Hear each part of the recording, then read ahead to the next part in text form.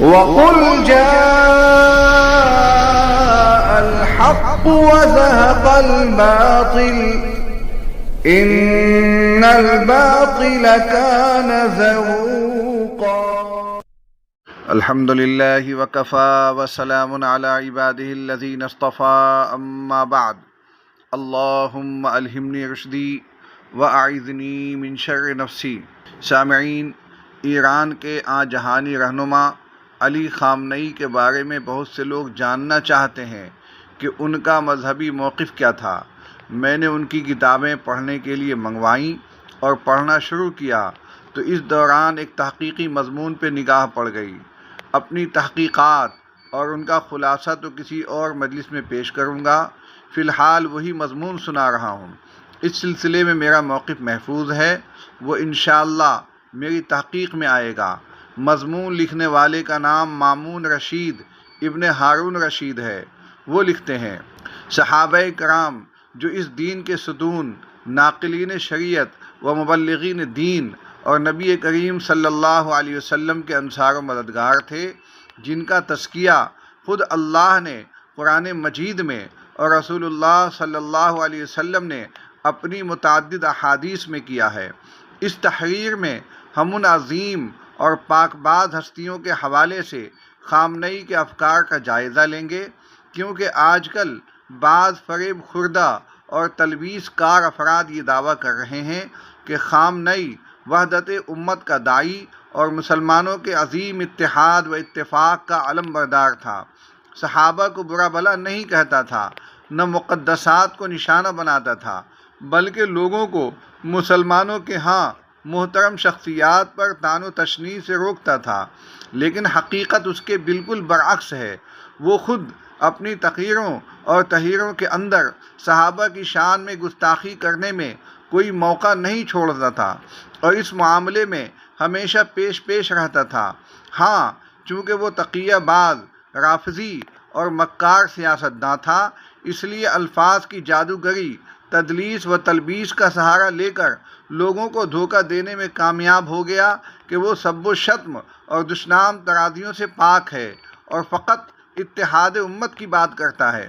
خامنئی اپنی کتاب الخواص صفحہ نمبر 58 میں صحابہ کے بارے میں لکھتا ہے کہ جب خلافت ابوبکر رضی اللہ تعالیٰ عنہ کو ملی، حالانکہ علی اس کے زیادہ حقدار تھے، تو سوائے فاطمہ اور چند صحابہ کے کسی نے علی کی مدد نہیں کی اور سب ان پر کتوں کی طرح ٹوٹ پڑے۔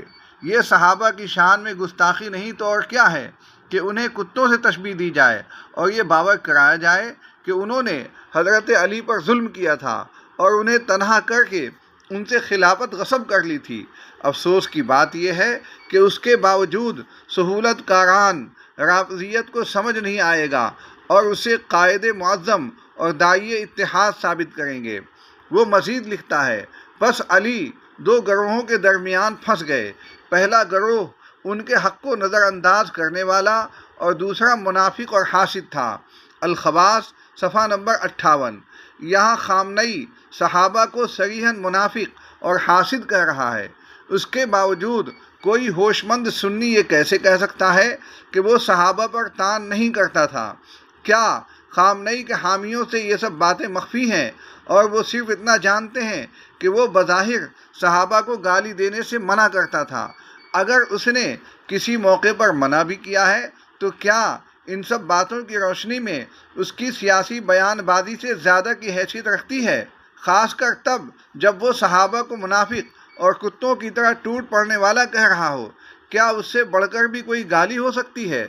پھر وہ علی رضی اللہ تعالیٰ عنہ کے بارے میں کہتا ہے، ہاں، انہوں نے نبی پاک صلی اللہ علیہ وسلم کی تجہیز و تکفین کے حوالے سے اپنا فرض نبھایا، لیکن افسوس کہ دوسروں نے ان کی اس مصروفیت کا ناجائز فائدہ اٹھایا۔ الخواص صفحہ نمبر 58۔ گویا صحابہ کرام معاذ اللہ اسی طاق میں تھے کہ علی مصروف ہوں تو ہم خلافت چرا لیں۔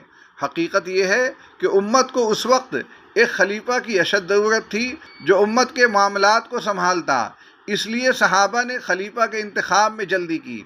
ابوبکر رضی اللہ تعالیٰ عنہ کے ہاتھ پر بیعت کی گئی اور بعد میں علی رضی اللہ تعالیٰ عنہ نے بھی خوشی سے بیعت کی۔ لیکن خامنئی کہتا ہے کہ ان کی عقلیں پتھر ہو گئیں اور دنیا کی محبت نے ان کے دلوں کو اندھا کر دیا تھا۔ الخواص صفحہ نمبر 56۔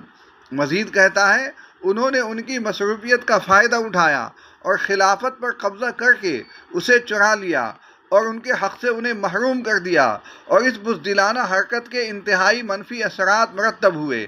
الخواص صفحہ نمبر 58۔ کیا ابو بکر اور عمر اور صحابہ رضی اللہ عنہم کو دنیا پرست، چور، بزدل، منافق اور حق غصب کرنے والا کہنا گالی نہیں ہے؟ خامنئی کے حامیوں کے نزدیک شاید یہ گالی شمار نہیں ہوتی۔ اے بد نصیب سہولت کاران، تم لوگوں سے جھوٹ کیوں بولتے ہو کہ وہ صحابہ کو گالی نہیں دیتا؟ اگر کوئی تمہارے ماں باپ کے بارے میں یہ الفاظ کہے تو تم ہرگز برداشت نہیں کرو گے، تو پھر رسول اللہ صلی اللہ علیہ وسلم کے ساتھیوں کے بارے میں یہ سب کیسے برداشت کر لیتے ہو؟ بلکہ اگر وہی باتیں ہم خود اس خامنئی کے بارے میں کہیں جن کا وہ حقیقتاً حقدار ہے تو تم چوکنا ہو جاؤ گے اور ہمیں فوراً منافق، صہیونی اور امریکی ایجنٹ قرار دو گے، کیونکہ تمہارے ہاں کسی کو کافر قرار دینا سب سے آسان کام ہے۔ تم تحریکی، اخوانی اور رافضیت کے سہولت کاران جن کے لیے اپنے مخالف کو صہیونی، کافر اور منافق کہنا بائیں ہاتھ کا کھیل ہے۔ خامنئی اپنی کتاب الخواص میں حضرت عمر رضی اللہ تعالیٰ عنہ پر الزام لگاتا ہے کہ انہوں نے لات مار کر حضرت فاطمہ کے گھر کا دروازہ توڑ دیا تھا اور ان کی بے حرمتی کرتے ہوئے گھر میں داخل ہو گئے تھے۔ لکھتا ہے جنگ صفین کے ختم ہونے کے بعد حضرت علی رضی اللہ تعالیٰ عنہ نے رسول اللہ صلی اللہ علیہ وسلم کے ان اصحاب کی طرف دیکھا جو ان کے ساتھ باقی رہ گئے تھے، اور ان کے ذہن میں یہ خیالات اور سوالات گردش کرنے لگے کہ ان لوگوں نے خلافت میں ان کے حق کا انکار کیسے کر دیا اور انہیں اس اجنبیت اور تنہائی میں جلنے کے لیے کیسے چھوڑ دیا۔ نبی کریم صلی اللہ علیہ وسلم کے رحلت فرماتے ہی معاملات یکسر کیسے الٹ گئے، اور وہ ان طلقاء کے بیٹوں کے مد مقابل کیسے آ کھڑے ہوئے جنہیں رسول اللہ صلی اللہ علیہ وسلم نے فتح مکہ کے بعد معاف کر دیا تھا۔ یہ تمام آفتیں اور مصیبتیں اس دن سے شروع ہوئیں جب بعض بڑے صحابہ نے رسول اللہ صلی اللہ علیہ وسلم کی یوم غدیر کی وصیت سے منہ موڑا، اور اس دن کے بعد ثقیفہ میں ابو بکر کے انتخاب کی صورت میں جو عجیب و غریب واقعات رونما ہوئے، یہ تمام حالات بعض صحابہ کی روگردانی کرنے اور دنیاوی خواہشات و لالچ کے پیچھے چل پڑنے کے نتیجے میں پیدا ہوئے۔ اور اگر ہم یہ فرض کر لیں کہ ان لوگوں نے حکومت و خلافت کے خلاف وہ سازشیں نہ کی ہوتی جو انہوں نے کیں، تو باقی صحابہ بھی رسول اللہ صلی اللہ علیہ وسلم کے حکم کے تابع رہتے اور فتنے کو سر اٹھانے کا موقع ہی نہ ملتا، اور یہ ان کی طرف سے ایک ایسے موقف کا اندراج ہوتا جسے تاریخ کبھی نہ بھلاتی۔ کیا عمر غدیر کے دن موجود نہیں تھے؟ کیا وہ اہل بیت کے مقام و مرتبے سے واقف نہیں تھے؟ کیا وہ فاطمہ کے مقام کو نہیں جانتے تھے؟ تو پھر انہوں نے خود کو یہ اجازت کیسے دی کہ وہ علی کے دروازے پر کھڑے ہو کر یہ آواز لگائیں، اس ذات کی قسم جس کے ہاتھ میں عمر کی جان ہے، یا تو تم باہر نکل آؤ ورنہ میں اس گھر کو ان سمیت جلا دوں گا جو اس کے اندر ہیں۔ تو عمر سے کہا گیا گھر میں تو رسول اللہ صلی اللہ علیہ وسلم کی بیٹی فاطمہ موجود ہیں۔ تو عمر نے بغیر کسی جھجک کے انہیں جواب دیا، تو کیا ہوا اگر فاطمہ بھی اندر ہوں؟ پھر عمر نے دروازے پر لات مار کر اسے توڑا اور اندر داخل ہو گئے۔ تو سیدہ زہرا کی آواز رسول اللہ صلی اللہ علیہ وسلم سے فریاد کرتے ہوئے بلند ہوئی، اے بابا، اے رسول اللہ! تو علی شدید غضبناک ہوئے اور انہیں سبق سکھانے کے لیے اپنی تلوار کے دستے پر ہاتھ رکھا۔ پھر انہوں نے تلوار سے اپنا ہاتھ ہٹا لیا اور آہستہ آہستہ پرسکون ہو گئے، اور رسول اللہ صلی اللہ علیہ وسلم کی روح سے سرگوشی کرتے ہوئے کہنے لگے، اے میرے ماجائے بھائی! ان لوگوں نے مجھے کمزور سمجھا اور قریب تھا کہ مجھے قتل کر ڈالتے۔ الخواص صفحہ نمبر 59۔ کیا اس طرح کے جھوٹے اور من گھڑت واقعات کا سہارا لے کر حضرت عمر رضی اللہ تعالیٰ عنہ پر الزام عائد کرنا، صحابہ کو دنیا پرستی کا طعنہ دینا، انہیں امت کی گمراہی اور اس کے اختلافات کا ذمہ دار قرار دینا سب و شتم اور طعن و تشنیع نہیں ہے؟ کیا خامنئی ان باتوں کے ذریعے ان صحابہ کی ستائش کر رہا ہے اور ان پر پھول برسا رہا ہے؟ اسی طرح صفحہ نمبر 61 پر لکھتا ہے کہ عمر رضی اللہ تعالیٰ عنہ نے رسول اللہ صلی اللہ علیہ وسلم کو حضرت علی کے نام خلافت کی وصیت لکھنے سے روک دیا تھا۔ خامنئی اپنی کتاب ان نصر مع صبر میں ان لوگوں کی تعریف کرتا ہے جو صحابہ پر لعنت بھیجتے ہیں۔ چنانچہ صفحہ نمبر 138 پر لکھتا ہے، سید نظاری ایک انتہائی عبادت گزار شخص تھا۔ مجھے یاد ہے کہ وہ روزانہ بلند آواز میں زیارت عاشورہ پڑھا کرتا تھا۔ سب کو معلوم ہے کہ زیارت عاشورہ کے متن میں کیا کچھ ہے۔ وہ اہل بیت پر درود و سلام بھیجتا اور ان کے دشمنوں پر لعنت کرتا تھا، اور پھر وہ راستے میں چلتے ہوئے اپنا یہ وظیفہ جاری رکھتا تھا۔ شیعہ سیاق و سباق میں اہل بیت کے دشمنوں پر لعنت کا سیدھا مطلب ابو بکر اور عمر رضی اللہ تعالیٰ عنہما پر لعنت کرنا ہے۔ یہ بات ہر وہ شخص جانتا ہے جو شیعہ عقائد سے واقف ہے۔ اس کے باوجود خامنئی اس سب و شتم اور گالی بازی کو معیار بنا کر اسے عابد و زاہد قرار دے رہا ہے۔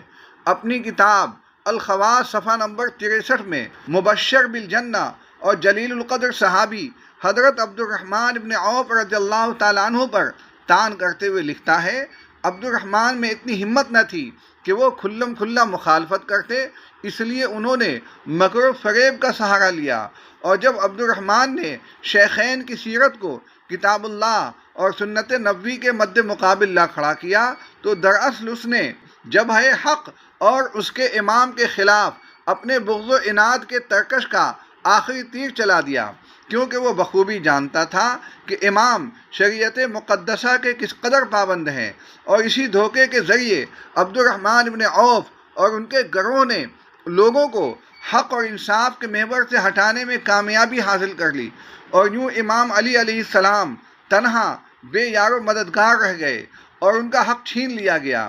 ان کی حالت یہ تھی کہ ان کا دل ان تکالیف اور مصائب کی وجہ سے پھٹا جا رہا تھا جو انہوں نے ان لوگوں اور ان جیسے دوسرے افراد کے ہاتھوں جھیلی۔ مزید لکھتا ہے، اور ابو بکر پر تعجب ہے کہ وہ دوسروں پر تفرقہ بازی کا الزام لگاتے ہیں، جبکہ وہ یہ بھول بیٹھے کہ وہی وہ پہلا شخص تھے جنہوں نے مسلمانوں کی جمعیت کو منتشر کیا اور رسول اللہ صلی اللہ علیہ وسلم کی تدفین کو چھوڑ کر اپنے گروہ کے ساتھ سقیفہ میں خلافت کے معاملے پر گٹھ جوڑ کرنے چلے گئے۔ انہوں نے پردے کے پیچھے ایسی سازشوں کے تانے بانے بنے جن کا مقصد خلافت کو اس کے حقیقی حقدار سے چھین کر غصب کرنا تھا۔ الخواص صفحہ نمبر 57 کے بارے صحابہ پر بغیر میرٹ کے ترجیح، اقربا پروری، دنیا طلبی اور مال و دولت کے حرص و ہوس کا الزام لگاتے ہوئے لکھتا ہے، یہ تمام معاملات رسول اللہ صلی اللہ علیہ وسلم کی وفات کے 7 سال بعد پیش آئے، اور ان انحرافات کے اولین آثار اس وقت نمودار ہوئے جب یہ کہا گیا کہ اسلام میں سبقت رکھنے والے یعنی رسول اللہ کے وہ اصحاب جنہوں نے آپ کے ساتھ جنگوں میں شرکت کی عام لوگوں کے برابر نہیں ہو سکتے، ان کے لیے خصوصی مراعات ہونی چاہیے، چنانچہ انہیں بیت المال سے مالی مراعات دی گئیں۔ یہ امتیازی سلوک کی پہلی اینٹ تھی، اور تمام منحرف تحریکوں کا حال یہی ہوتا ہے کہ وہ ایک چھوٹے سے نقطے سے شروع ہوتی ہیں اور پھر ہر قدم کے ساتھ ان کی شدت بڑھتی چلی جاتی ہے۔ یہ انحرافات یہیں سے شروع ہوئے، یہاں تک کہ عثمان کا دور آ گیا، جہاں تیسرے خلیفہ کے دور حکومت کے وسط تک حالات اس نہج پر پہنچ گئے کہ رسول اللہ صلی اللہ علیہ وسلم کے بڑے بڑے صحابہ اپنے زمانے کے امیر ترین لوگ بن گئے، یعنی وہ نامور صحابہ جیسے طلحہ، زبیر اور سعد ابن ابی وقاص وغیرہ جن کے بڑے کارنامے تھے، وہ پہلی صف کے سرمایہ دار بن گئے، یہاں تک کہ جب ان میں سے کسی کا انتقال ہوا اور وارثوں میں اس کا مال تقسیم کرنے لگے تو سونے کو جسے اس نے پگھلا کر اینٹوں یعنی ڈلیوں کی شکل دے رکھی تھی کلہاڑیوں سے توڑنا پڑا، بالکل ویسے ہی جیسے لکڑی کو کلہاڑی سے توڑا جاتا ہے۔ ذرا سوچیں کہ سونے کی مقدار کتنی زیادہ ہوگی کہ اسے کلہاڑیوں سے توڑنے کی ضرورت پڑی، جبکہ حال یہ ہے کہ سونا تو ماشوں اور تولوں میں تولا جاتا ہے۔ یہ وہ حقائق ہیں جنہیں تاریخ نے محفوظ کیا ہے، یہ ایسی باتیں نہیں ہیں جن کے بارے میں یہ کہا جائے کہ انہیں صرف شیعوں نے اپنی کتابوں میں درج کیا ہے، ہرگز نہیں، بلکہ یہ سب نے لکھا ہے۔ ان لوگوں نے دینار و درہم کی جو رقوم چھوڑی تھی وہ ہوش ربا حد تک زیادہ تھی، اور یہی وہ صورتحال تھی جو امیر المؤمنین علی ابن ابی طالب علیہ السلام کے دور میں ان جنگوں اور فتنوں جیسے واقعات کا باعث بنی۔ یعنی چونکہ بعض لوگوں کے نزدیک منصب اور مال کی اہمیت حد سے بڑھ چکی تھی، اس لیے انہوں نے آپ کے ساتھ تصادم کا راستہ اختیار کیا۔ اس وقت رسول اللہ صلی اللہ علیہ وسلم کی وفات کو 25 سال گزر چکے تھے، اور بہت سی غلطیاں اور لغزشیں معاشرے میں جڑ پکڑ چکی تھیں۔ الخواص صفحہ نمبر 30۔ سامعین آگے بڑھیے۔ خامنئی نے صحابی رسول عبداللہ ابن عمرو ابن العاص کے نسب میں طعن کیا ہے، اور ان کی والدہ پر زنا کی تہمت لگائی اور انہیں ولد الزنا قرار دیا۔ لکھتا ہے، عمرو ابن عاص ابن وائل ابن سہم کا تعلق قبیلہ بنو سہم سے ہے، اور زمخشری کی نقل کردہ روایت کے مطابق اس کی ماں قبیلہ عنزہ کی ایک لونڈی تھی، جسے ایک جنگ میں قیدی بنا کر مکہ لایا گیا تھا، اور عبداللہ ابن جدعان تیمی نے اسے خرید لیا تھا۔ وہ زانیہ عورتوں میں سے تھی۔ چنانچہ ایک ہی رات میں ابو لہب، امیہ ابن خلف، ہشام، ابو سفیان اور عاص ابن وائل نے اس کے ساتھ زنا کیا، جس سے وہ حاملہ ہوئی اور امر پیدا ہوا۔ اس بچے کی پیدائش پر ان 5 مردوں میں جھگڑا ہو گیا، اور ہر ایک یہ دعویٰ کرنے لگا کہ امر اس کا بیٹا ہے۔ آخر کار فیصلہ اس کی ماں پر چھوڑ دیا گیا، تو اس نے کہا یہ عاص ابن وائل کا بیٹا ہے، اور میرا یہ حمل اسی سے ٹھہرا تھا۔ اس انتخاب کی وجہ یہ تھی کہ عاص ابن وائل نے اس عورت کو اس کے دیگر ساتھیوں کے مقابلے میں زیادہ اجرت دی تھی، اسی لیے اس نے مادی مفاد کی خاطر اسے عاص کی طرف منسوب کر دیا۔ الخواص صفحہ نمبر 74۔ اور اسی کتاب کے صفحہ نمبر 76 پر سرخی قائم کرتا ہے، عمرو ابن عاص جس نے دنیا کے بدلے اپنا دین بیچ ڈالا، اور پھر عمرو ابن العاص اور معاویہ رضی اللہ تعالی عنہما پر اتہامات کی بھرمار کر دیتا ہے۔ مزید لکھتا ہے، معاویہ، عمرو ابن عاص، ابن ابی معیط، حبیب ابن مسلمہ اور ابن ابی سرح، یہ لوگ نہ تو دیندار تھے اور نہ ہی قرآن والے، یعنی ان کا دین اور قرآن کے احکامات سے کوئی تعلق نہیں تھا۔ یہ بچپن میں بھی بدترین بچے تھے، اور بڑے ہو کر بھی بدترین مرد ثابت ہوئے۔ الخواص صفحہ نمبر 82-83۔ خامنئی حضرت علی کے مخالفین کو قاسطین، ناقصین اور مارقین 3 قسموں میں تقسیم کرنے کے بعد ایک چوتھی قسم صحابہ کی ایک جماعت کا تذکرہ کیا، جنہیں وہ خواص المسلمین سے یاد کرتا ہے۔ اس کے بعد لکھا، اور یہ تمام افراد اس فتنے کے اسباب میں سے تھے، کیونکہ یہ مسلسل لوگوں کو امام کی قیادت کے گرد جمع ہونے سے باز رکھتے تھے۔ اس گروہ کے سرکردہ افراد میں سعد ابن ابی وقاص، ابو سعید خدری، ابو موسیٰ اشعری، عبداللہ ابن عمر، محمد ابن مسلمہ اور ابو مسعود انصاری شامل تھے۔ یہ امر قابل التفات ہے کہ سعد ابن ابی وقاص اور ابو سعید خدری کا شمار ان راویوں میں ہوتا ہے جنہوں نے اس آیہ تطہیر کے حوالے سے احادیث اور روایات نقل کی ہیں جو رسول اللہ صلی اللہ علیہ وسلم، علی، فاطمہ، حسن اور حسین کی شان میں نازل ہوئی تھی۔ کتنی عجیب بات ہے کہ ایک طرف تو وہ علی کو جنگ و جدل اور فتنوں کا محرک قرار دیتے تھے، اور دوسری جانب انہی کی شان میں ایسی احادیث بھی روایت کرتے تھے جو اس بات کی گواہی دیتی ہیں کہ آپ ہر قسم کی نجاست سے پاک اور ہر خطا و لغزش سے محفوظ ہیں۔ مزید برآں ان میں سے بیشتر افراد وہ ہیں جو یوم غدیر کے عینی شاہد ہیں اور اس کی حدیث کے راویوں میں شامل ہیں۔ الخواص صفحہ نمبر 67۔ اسی طرح خامنائی نے صحابی رسول یعلا ابن منبہ کو چور کہا ہے، اور حضرت عائشہ رضی اللہ تعالیٰ عنہ سمیت دیگر صحابہ کو قتل اور ظلم و جبر سے متہم کیا ہے۔ لکھتا ہے، حضرت عثمان کے قتل کے بعد جب حضرت علی رضی اللہ تعالیٰ عنہ نے خلافت کی باغ ڈور سنبھالی تو طلحہ اور زبیر نے امام سے یہ مطالبہ کیا کہ وہ انہیں بصرہ اور کوفہ کا گورنر مقرر کر دیں، لیکن امام نے ان کی یہ گزارش قبول نہ کی اور ان دونوں شہروں پر 2 دیگر افراد کو مقرر فرما دیا۔ اس واقعے کے چند روز بعد طلحہ اور زبیر عمرہ ادا کرنے کے بہانے مکہ مکرمہ روانہ ہو گئے اور وہاں مروان ابن حکم کی سربراہی میں بنو امیہ کا ایک گروہ بھی ان سے آ ملا، جبکہ عائشہ حضرت عثمان کے قتل کے حوادث سے قبل ہی وہاں پہنچ چکی تھی۔ ان لوگوں کے ساتھ عبداللہ ابن عامر جو بصرہ کے والی رہ چکے تھے اور یعلا ابن منبہ جو حضرت عثمان کی جانب سے یمن کے والی تھے بھی آ کر شامل ہو گئے۔ مکے میں ان سب کی ملاقات مکمل ہونے کے بعد انہوں نے 600 جنگجوؤں کے ہمراہ بصرہ کی جانب پیش قدمی کرنے پر اتفاق کیا۔ اس مہم کے لیے ان اموال سے مالی معاونت اور پشت پناہی حاصل کی گئی جو یعلا ابن منبہ نے حضرت عثمان رضی اللہ تعالیٰ عنہ کے دور میں مسلمانوں کے بیت المال سے چرائے تھے۔ جب یہ لوگ بصرہ پہنچے تو شہر کے والی عثمان ابن حنیف نے ان کا ڈٹ کر سامنا کیا اور ایک مختصر سی جھڑپ کے بعد صلح نامے پر دستخط ہو گئے۔ پھر ایک اندھیری اور تیز ہواؤں والی طوفانی رات میں طلحہ، زبیر اور ان کے ساتھی بصرہ کے گورنر ہاؤس پر آ دھمکے، درا حالے کے عثمان ابن حنیف ان سے بالکل غافل اور بے خبر تھے۔ انہوں نے بیت المال کے پہرے داروں میں سے 50 افراد کو قیدی بنا لیا اور انہیں زنجیروں میں جکڑنے کے بعد بے دردی سے قتل کر دیا۔ اس اندوہناک واقعے کو اسلام میں قتل کا پہلا جرم تصور کیا جاتا ہے۔ اس کے بعد انہوں نے عثمان ابن حنیف پر دھاوا بول دیا، انہیں مضبوطی سے رسیوں میں جکڑ لیا اور ان کی داڑھی کے بال اس طرح نوچے کہ اس میں کچھ بھی باقی نہ بچا، یہاں تک کہ ایک بال بھی نہیں چھوڑا۔ الخواص صفحہ نمبر 69۔ کیا آپ کو مزید تان و تشنیع کے نمونے چاہیے؟ اس کے لیے خامنئی کی کتاب الخواص کا مطالعہ کریں جو صحابہ کی شان میں گستاخیوں اور ان پر تان و تشنیع اور سب و شتم سے بھری پڑی ہے۔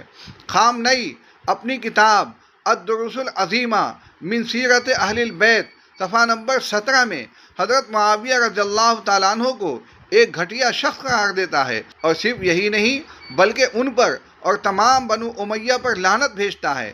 چنانچہ اپنی کتاب النداء الاخیر صفحہ نمبر 19 میں لکھتا ہے، اور آپ جانتے ہیں کہ بنو امیہ پر لعنت کرنا، اللہ ان پر لعنت کر اور ان کے ظلم و ستم کے خلاف آواز بلند کرنا، باوجود اس کے کہ وہ مٹ چکے ہیں اور جہنم واصل ہو چکے ہیں، در حقیقت دنیا بھر کے ظالموں کے خلاف ایک احتجاجی پکار ہے، اور یہ اس لیے ہے تاکہ ظلم کو پاش پاش کر دینے والی اس پکار کو ہمیشہ زندہ رکھا جا سکے۔